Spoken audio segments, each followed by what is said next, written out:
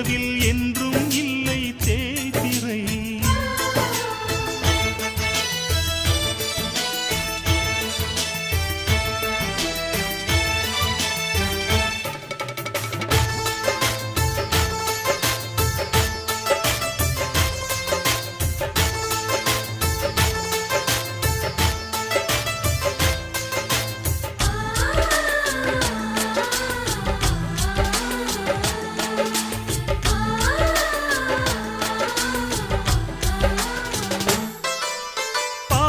பறவை கூட்டங்களே பாசத்தின் மொழியை கேளுங்கள்.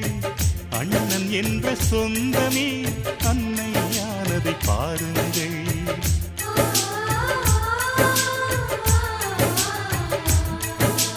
சிலுவைகளை நீ சுமந்து மாலைகள் எமக்கு சூட்டினாய். சிறகடிக்கும் பறவைக்கெல்லாம் வானத்தை போல மாறினாய். விழியோடு நீ குடையாவதா? விழிகள் நனைவதில்லை.